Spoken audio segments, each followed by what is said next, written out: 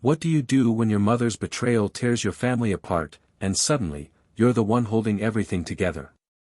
I didn't ask for this role, but life doesn't wait for you to be ready, it just happens, and you either fight back or get swept away.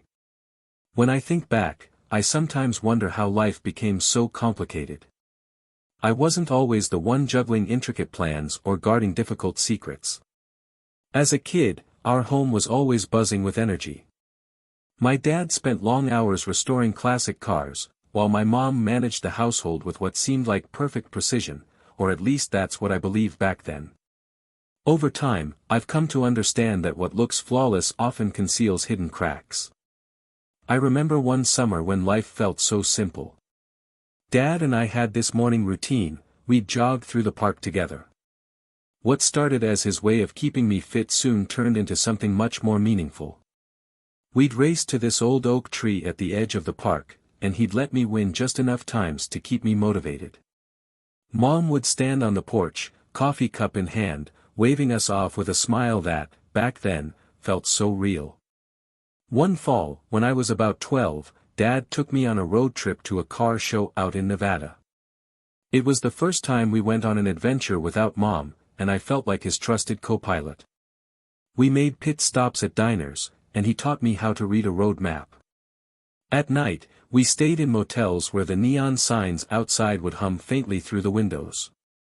It was during that trip that he gave me my nickname, Keith, after an old mechanic he used to admire. "You're sharp, quick on your feet, and not afraid to get your hands dirty," he told me, smiling proudly. But not long after that, things began to change. I started noticing little moments when Mom would zone out, her hands hovering over a task like her mind was miles away. Dad didn't seem to pick up on it, or maybe he did, and just chose to look the other way. Around then, I found myself taking on more responsibilities at home, stepping in wherever I noticed something was missing. I didn't fully understand why at the time, but I felt like I had to do it. High school brought its own set of challenges. I had no trouble keeping up with schoolwork and balancing my social life, I actually did well in both. But things at home were getting harder. My parents' relationship grew increasingly tense. Little disagreements, like what to have for dinner, would spiral into long, heated arguments. Dad would retreat to the garage, while Mom would pace back and forth in the kitchen, muttering to herself. I learned to retreat into the comfort of my room, headphones on, music blasting loud enough to drown out the tension in the house. The real turning point came during my junior year. I had just been elected class president, and I was bursting with excitement as I rushed home to share the news. When I walked in, I found Mom sitting on the couch, staring at her phone with a distant, almost guilty expression. She barely reacted to what I said. Dad, on the other hand, pulled me into a tight hug, his face glowing with pride. It was that moment when I first noticed how different their responses were, a difference that would carry far more weight than I realized at the time. Later that year, everything changed. I overheard Mom on a phone call, her voice low, almost trembling, as she mentioned a name I didn't recognize. Something about the way she said it sent a chill through me. It was then that suspicion took hold, though I wasn't ready to confront her. Instead, I began gathering bits and pieces of information, quietly playing the role of a detective, even though part of me didn't want to know the truth. Deep down, though, I already knew it would come out sooner or later. As I prepared for my senior year, the cracks in the carefully maintained illusion of our family life widened. The facade was falling apart, and I realized I couldn't rely on anyone else to shape my future. I would take control of my own story, even if it meant redefining the roles everyone played in my life. What I didn't anticipate was how many difficult decisions I would soon have to make. My name is Melinda Carson, though most people simply call me L. Dad, however, always insists on calling me Keith. Now, let me paint a picture for you of the moment I'll never forget. "Pull yourself together, Mom," I whispered sharply to the woman seated beside me. "If you can't stop crying, I'll have the staff escort you out. This is a celebration, so act like it." She barely looked at me, her voice soft and trembling.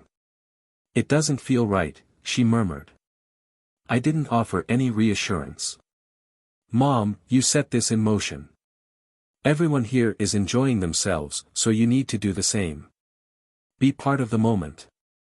I responded with a forced smile, giving a polite wave to a few attendees nearby to maintain appearances. Thankfully, my words hadn't carried far, everyone's attention was on the church aisle ahead. Now, let me take you back to where it all began, about a year ago, just before the harvest dance. At the time, I was in full-on school mode. Honor Society every year, a perfect 4.0 GPA, except for that single seat in freshman gym class. I never considered myself athletic, but that summer something changed. Dad took it upon himself to get me into shape. We started jogging every morning and working out together, which not only transformed my body but also strengthened the bond between us. By the time I returned to school, I was stronger, leaner, and far more confident than before. Even the fitness assessments told a different story. I went from struggling with a few push-ups and barely hanging on the chin-up bar to setting personal records I never thought possible. People noticed the change, but more importantly, I noticed it too. Everything seemed to be falling into place, at least on the surface. But life has a way of throwing unexpected curveballs. One afternoon, I came home from school, excited and preparing for the upcoming dance. As I walked toward the house, something felt off. I noticed Dad's Mustang wasn't in the driveway, which struck me as odd since he rarely left without it. I figured he might have taken Mom's car instead. I opened the front door, expecting to hear the usual sounds of home, Mom cooking or Dad working on something in the garage. Instead, I heard hurried footsteps and frantic whispers. That's when it hit me, I'd heard my mom's voice, but not Dad's. The realization made my stomach twist. I walked in, and there they were, my mother scrambling to dress and Mr. Eddington, my high school principal, hastily pulling on his pants. The sight was like a punch to the gut. My voice came out in a raw, unfiltered yell. You're a traitor. I shouted at my mom before turning to him. And you, Eddington, my dad will ruin you. Without waiting for a response, I slammed the door and bolted. Ignoring my mom's frantic calls, I ran straight to my best friend Becky's house. I didn't want to go back until I knew Dad would be home. I couldn't face her alone, not after what I'd seen. When I finally returned later that night, my emotions were all over the place, anger, hurt, and a gnawing sense of betrayal. Standing in front of her, I didn't hold back. You betrayed Dad. He deserves better than this. I want nothing to do with you, I said coldly, the words cutting deeper than I expected, even for me. It wasn't the first time she tried to undermine me. When I told her I wanted to study pre-law and become a prosecutor, she dismissed the idea outright. That's not a career for a girl, she'd said, her voice dripping with disapproval. She always poured cold water on my dreams, but this was different. This wasn't just about her words, it was about what kind of person she really was.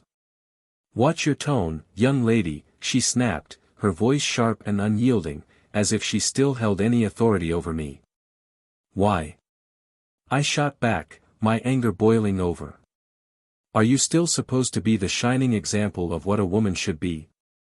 I don't think so, unless cheating is part of it. She tried to reason with me, desperation in her voice. Melinda, your father will notice if things aren't normal. You'll need me for advice during big moments in your life. Don't shut me out. I'll find someone I can actually trust, I replied icily. I turned, grabbed her purse, and pulled out her phone. Holding it out to her, I said firmly, call him. End it. Now. With trembling hands, she did as I asked. She quit her job, forbade Eddington from contacting her again, and severed ties completely. Well done, Teresa, I said once the call ended. It hurt, she admitted quietly, a trace of regret in her voice. What hurts more? I asked coldly. Saying goodbye to your lover, or realizing how awful you've been? She didn't answer. But honestly, I didn't need her to. I snapped. If you really loved Dad, you wouldn't have done this.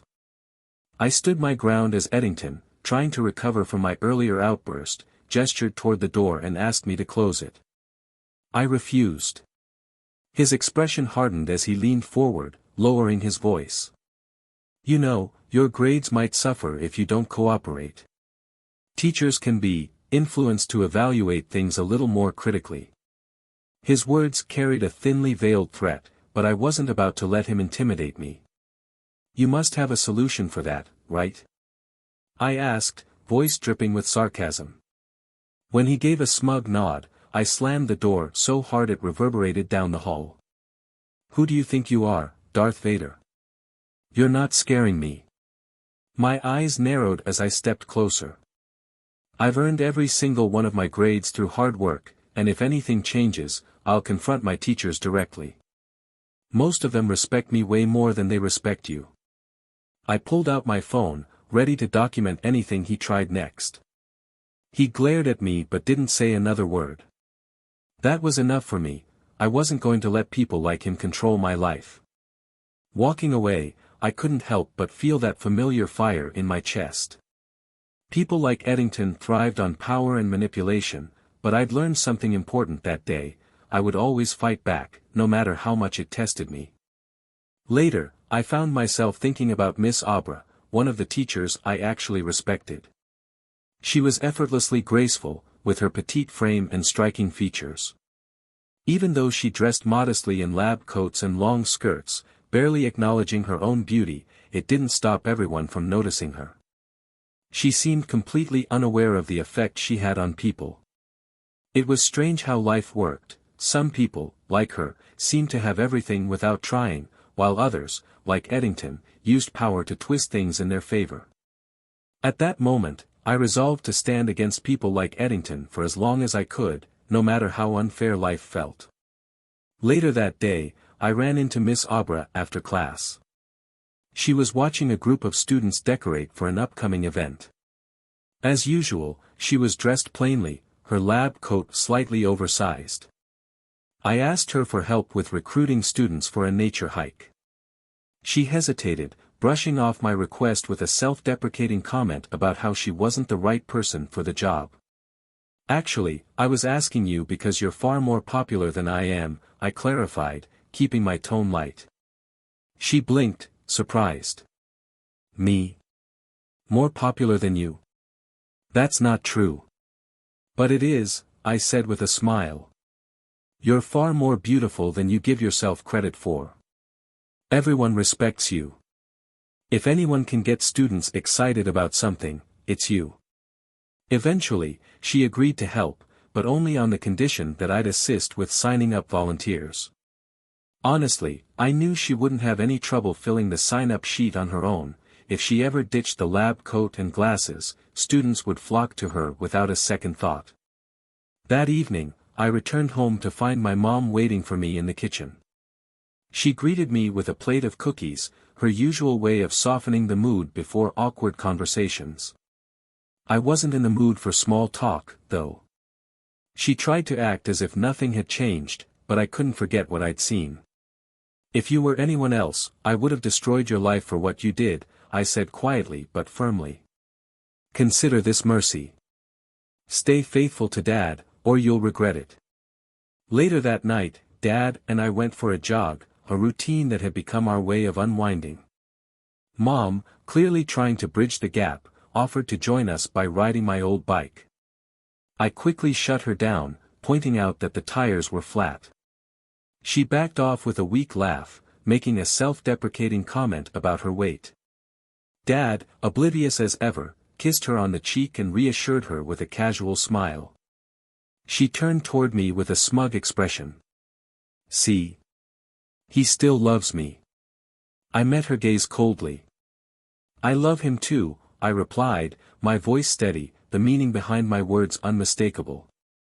I wasn't asking for much, just a bit of excitement. The day had been enjoyable, collecting samples and earning praise from Mrs. Abra, who often followed us around, curious about where we were finding specimens.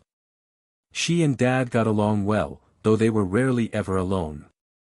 Wherever we went, mothers would approach Dad with friendly smiles, while men tried their luck at striking up conversations with Mrs. Aubra. By the afternoon, we had packed up all the samples, and everyone was preparing to head home. That's when I noticed Eddington lurking nearby. He didn't stick around for long, just long enough to see Dad and me before slipping away. Not long after, Mom's car drove by but didn't stop. Was it just a coincidence? Maybe. But something about the timing felt off. Before we left, Mrs. Aubra came over to thank us. "Jim," she said warmly, "thanks so much for your help today." She glanced at me with a smile. "Maybe your dad and I will continue the discussion over pizza sometime." "That sounds great." I jumped in quickly, pulling Dad away before things could get awkward. "I'll order the pizza, and you can pick the movie, just nothing tragic where someone cheats or dies." Later that evening, Dad went to the door to grab the pizza and ended up chatting with the delivery guy about his Mustang, as usual. Mom, seizing the opportunity, turned to me. "It would be nice if you let me spend some time alone with your dad," she said quietly, her tone pleading. "How can I fix things if you're always around?" I looked at her, my voice cold as I replied, 3 things. First, I'm not going anywhere. Second, I'm here because Dad deserves someone who's actually loyal to him. And third, if you're hoping I'll make things easier for you, think again. "That's not fair," she protested, her voice rising slightly. "I made one mistake. Why should I lose everything because of it?" I met her gaze, unflinching. "Cheating isn't a mistake, it's a choice." My words landed with an icy finality. Just then, Dad returned, carrying drinks and blissfully unaware of the tension in the room. He handed Mom a glass of wine, gave me a Pepsi, and settled down with his beer. Without a word, I sat down between them, wrapping an arm around Mom in a brief hug that left her visibly startled. We started the movie, but I couldn't focus. My mind was racing, replaying our earlier exchange and the weight of everything that had happened. The next morning, I found myself reflecting on the situation. I was 18 years old, teaching my nearly 40-year-old mother a lesson in morality. Life wasn't supposed to be like this. That afternoon, I overheard Dad mentioning his new secretary during a phone call. It wasn't what he said, it was how he said it, with an unfamiliar lightness in his voice. That told me all I needed to know. Things were shifting in ways I hadn't anticipated. During lunch, I ran into Mrs. Aubra. "Hi, Melinda," she said lightly, her usual warmth evident in her tone. "What can I help you with?" "I was hoping you could help me pick an outfit for the Harvest Festival dance," I replied, keeping my tone casual. "Of course," she said, smiling, though her expression hinted that she suspected this wasn't just about fashion. "You're stunning, Miss Aubra," I added, meaning every word. I started to speak, "You're probably the most," but she cut me off with a quiet comment that made me pause. "It's a shame your father doesn't feel the same," she said softly. "Willingly getting involved with him? I don't envy his wife." Her words caught me off guard. Mom, who had been standing nearby, turned pale. She muttered something about needing to have fun and left abruptly.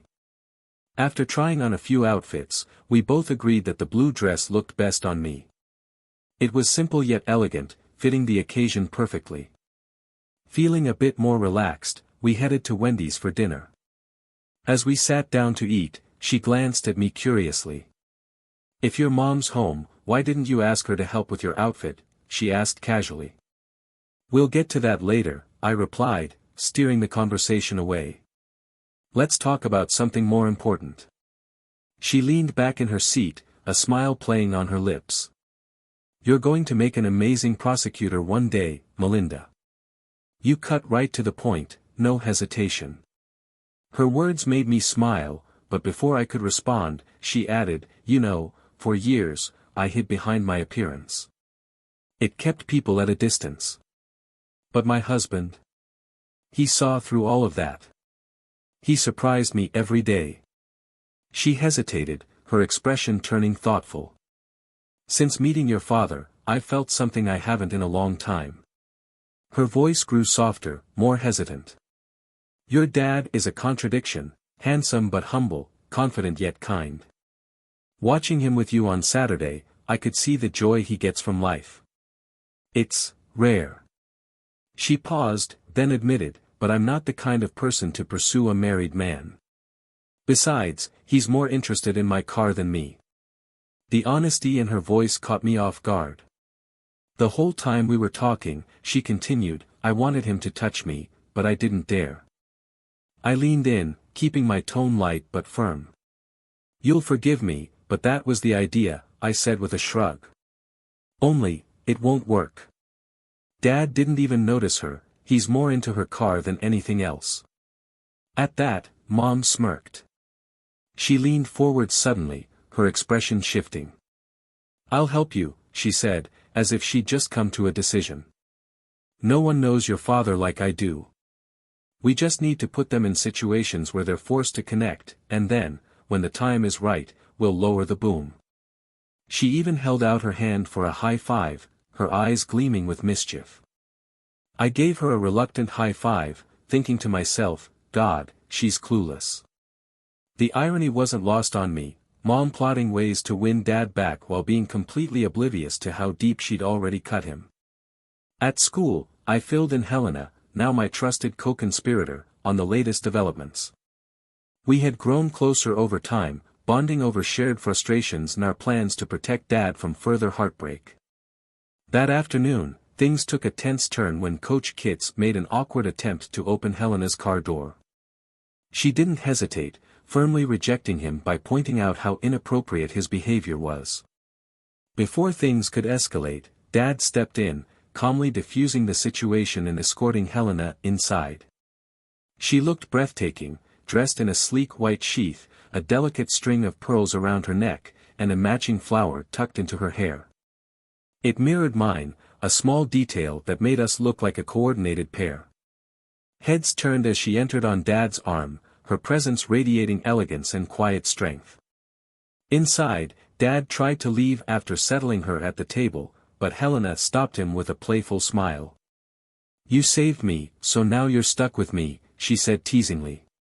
There was something in her eyes, gratitude, yes, but also something more.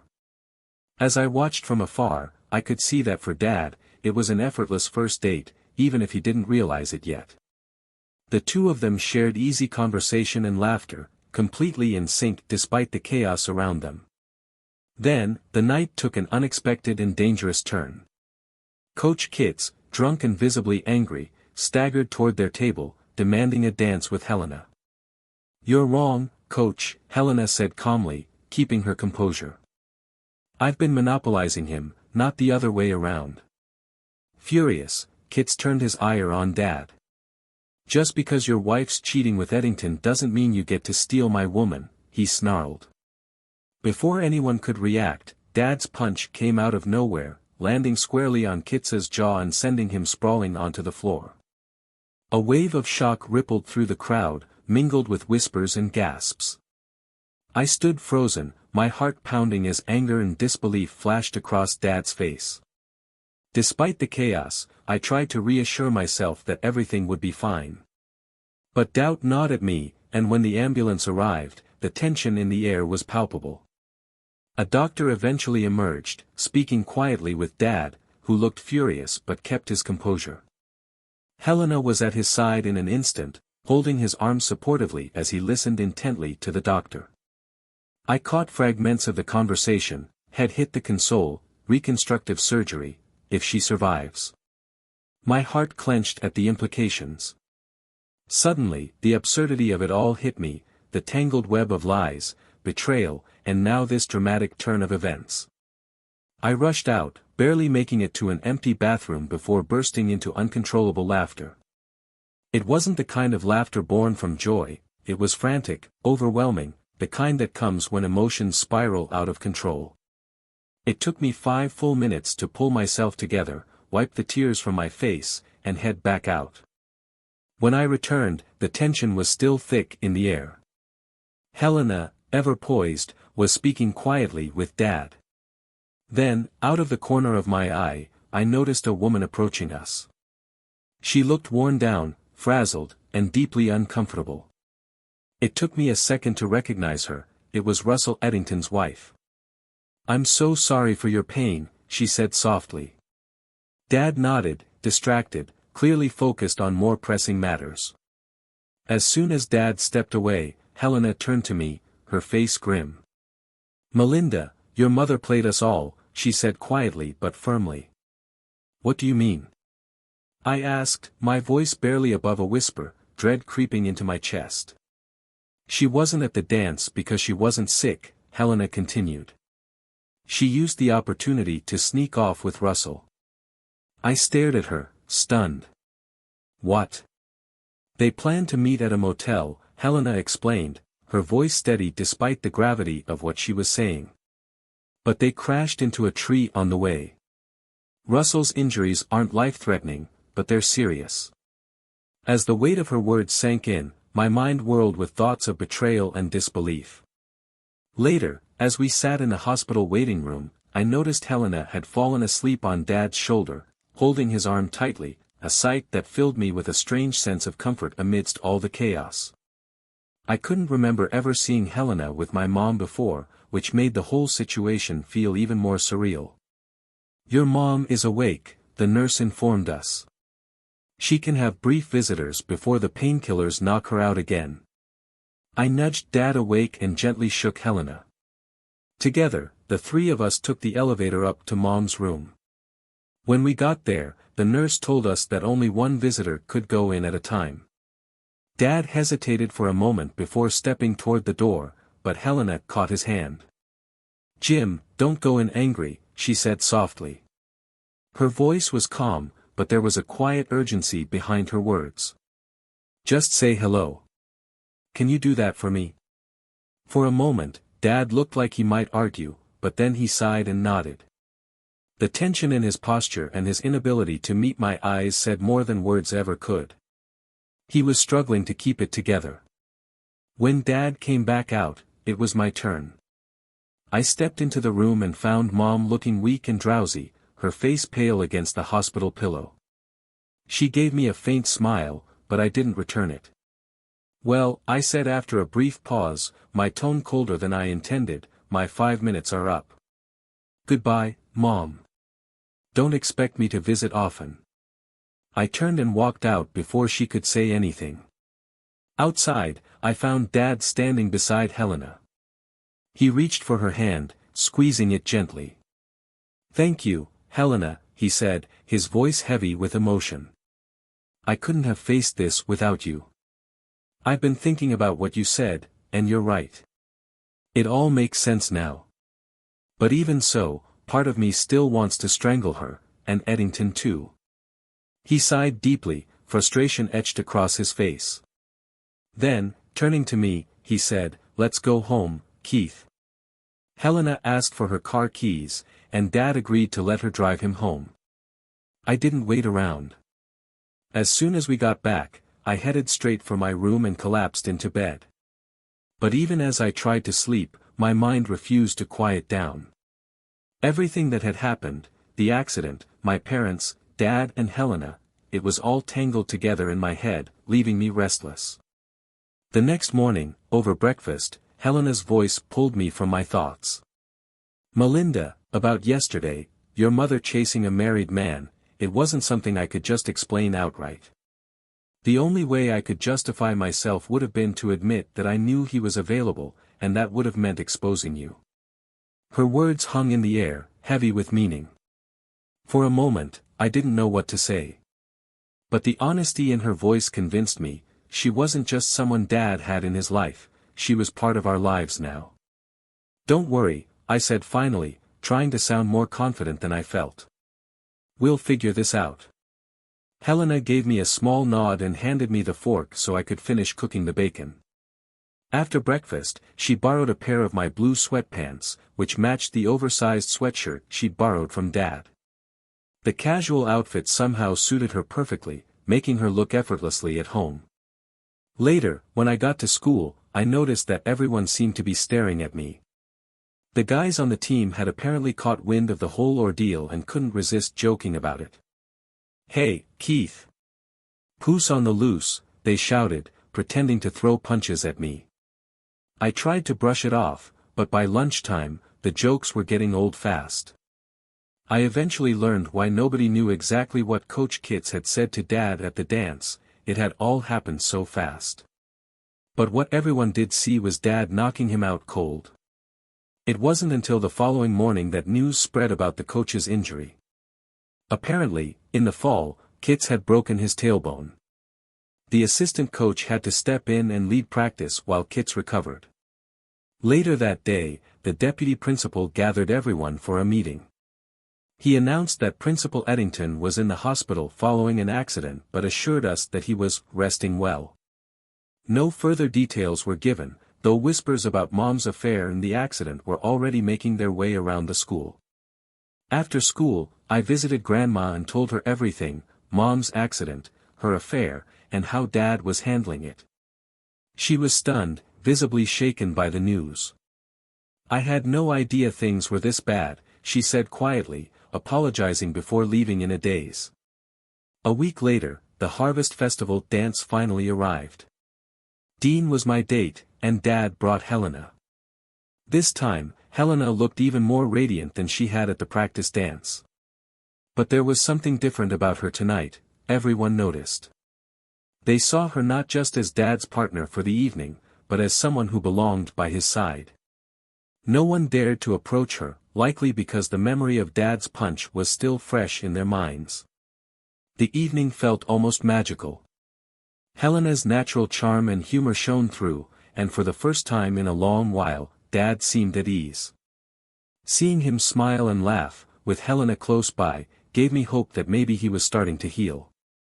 Later, back at home, Helena asked me quietly, "What did I do wrong? He's been so distant since the accident." I gave her a knowing look. "He misses you, Helena. But he's scared." She sighed, then said determinedly, "It's time he moved on." Without hesitation, she walked toward the garage, where Dad was tinkering with his car. I stayed back, watching as she approached him. At first, he froze when she kissed him. But after a moment, he relaxed, wrapping his arms around her and kissing her back. In that moment, I knew, Dad was finally taking a step toward letting go of the past and embracing something new. At school, things slowly returned to some semblance of normalcy. Principal Eddington returned, bringing his wife along to work as his secretary. Coach Kitts limped back a week later, clearly still recovering. Both of them seemed wary whenever they saw me or Helena, and Kitts even offered a strained apology. Then came the difficult part, Mom's divorce proceedings. One day, Dad returned from the hospital, looking drained. "James," Mom began softly during his visit, "it's upsetting that you haven't come to see me until now. How are we supposed to repair our marriage if we don't talk?" She paused before continuing, her voice trembling slightly. "I know I made a terrible mistake, and I understand it's going to take a long time to rebuild trust. But maybe we don't have to do it alone. There's a therapist here who specializes in family counseling. Next time you visit, maybe you could bring Melinda, and we could try a session together." Dad stayed silent. Without a word, he placed the flowers he'd brought on the bedside table and left. Not long after, the legal battle began. A lawyer who looked barely older than a college student walked in, chewing gum and holding a folder. "Teresa Carson?" she asked, clearly expecting to take control. My mother simply extended her hand, and that's how the fight began. Over the following weeks, the legal proceedings grew bitter. Accusations flew back and forth, and Mom refused to agree to the divorce. She even filed counterclaims, including a particularly damaging one, that Dad had supposedly moved his mistress into the house. It wasn't exactly untrue, Helena had become a fixture in our lives, but it wasn't what Mom was trying to imply. Helena, of course, felt awful about the situation. She didn't want to make things harder for Dad, but we both knew the truth. Mom was only lashing out because she couldn't control the situation anymore. Eventually, I presented a solution. My proposal was simple but fair. Mr. Eddington would provide child support for Mom for 4 years and rehire her as his secretary. This would give her enough time to go back to school and gain the skills she needed to support herself after the child support ended. Dad would keep the house, Mom would keep her car, and she could rent Helena's apartment for a reduced rate. In return, Dad agreed not to sue or involve Eddington in the divorce case, and Mom would drop her baseless claims of harassment and assault. Though reluctant at first, both sides eventually agreed. It wasn't a perfect solution, but it was the best one we could hope for under the circumstances. "I can live with that," Eddington said reluctantly, his voice strained. His wife glanced at him with disapproval, but he didn't meet her gaze. "There's one more thing you should think about," I added, my tone steady but firm. "One word from me, and Dad can drop you from his health insurance. Without that, you'll never be able to afford the surgery to fix your face. You'll have to live the rest of your life looking like a Picasso painting." I paused, watching the weight of my words sink in.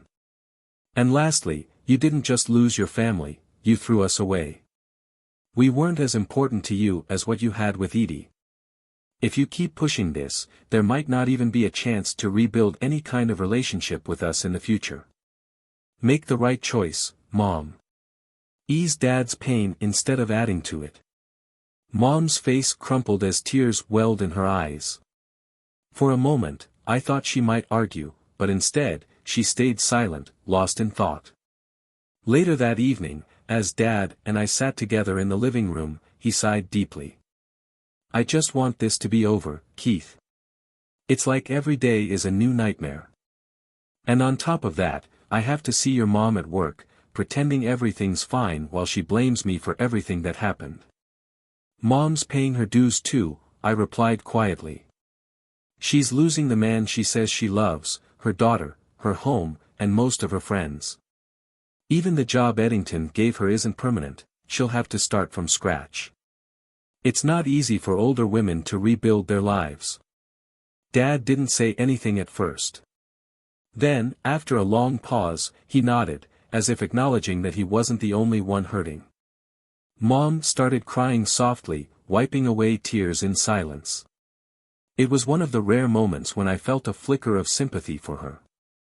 After the papers were signed and the divorce was finalized, Mom, with tears in her eyes, reached out to Dad. "Can I have one last kiss?" she asked, her voice barely above a whisper. Before Dad could respond, Helena quickly intervened, stepping between them. "No," she said firmly, leaving no room for argument. About a week later, Helena approached me with a favor. She handed me some cash and her car keys, asking me to take Becky and Dean to the movies. It took me a second to realize what she was doing, but when it clicked, I couldn't help but laugh. "You don't have to bribe me," I said, grinning.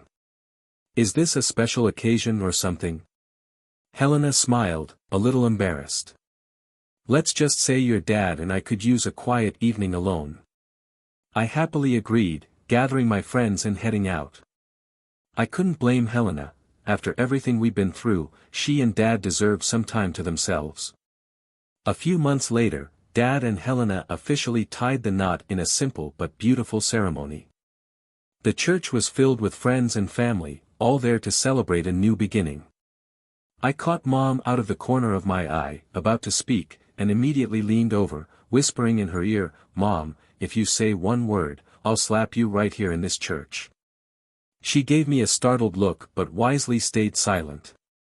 And so, this is the part where I say, "and they all lived happily ever after."